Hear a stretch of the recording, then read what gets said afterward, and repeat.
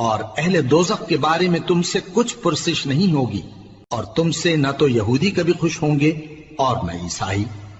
یہاں تک کہ ان کے مذہب کی پیروی اختیار کر لو۔ ان سے کہہ دو کہ اللہ کی ہدایت یعنی دین اسلام ہی ہدایت ہے،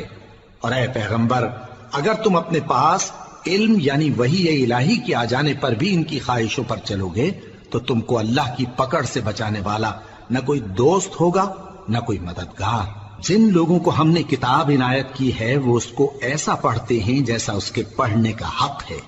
یہی لوگ اس پر ایمان رکھتے ہیں، اور جو اس کو نہیں مانتے وہی خسارہ پانے والے ہیں۔ اے بنی اسرائیل، میرے وہ احسان یاد کرو جو میں نے تم پر کیے،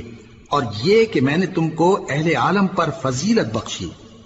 اور اس دن سے ڈرو جب کوئی شخص کسی شخص کے کچھ کام نہ آئے، اور نہ اس سے بدلہ قبول کیا جائے، اور نہ اس کو کسی کی سفارش کچھ فائدہ دے، اور نہ لوگوں کو کسی اور طرح کی مدد مل سکے۔ اور جب ابراہیم کی اس کے پروردگار نے چند باتوں میں آزمائش کی تو وہ ان میں پورے اترے۔ فرمایا کہ میں تم کو لوگوں کا پیشوا بناؤں گا۔ انہوں نے کہا کہ پروردگار میری اولاد میں سے بھی پیشوا بنائیو۔ فرمایا کہ میرا قول و قرار ظالموں کے لیے نہیں ہوا کرتا۔ اور جب ہم نے خانہ کعبہ کو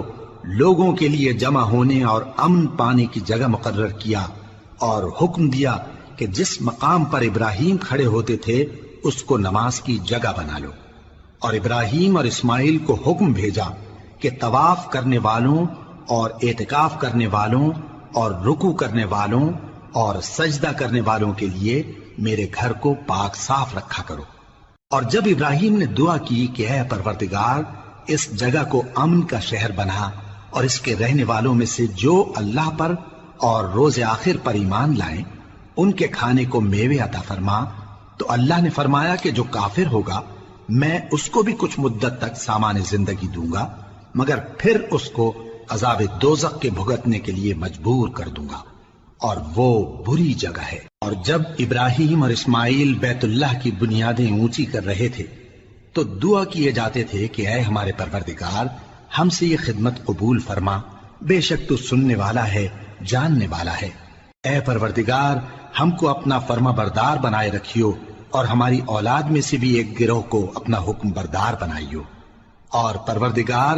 ہمیں ہمارے طریق عبادت بتا اور ہمارے حال پر رحم کے ساتھ توجہ فرما، بے شک تو ہی توجہ فرمانے والا ہے، مہربان ہے۔ اے پروردگار ان لوگوں میں انہی میں سے ایک پیغمبر مبعوث کی جو ان کو تیری آیتیں پڑھ پڑھ کر سنایا کرے اور کتاب اور دانائی سکھایا کرے، اور ان کے دلوں کو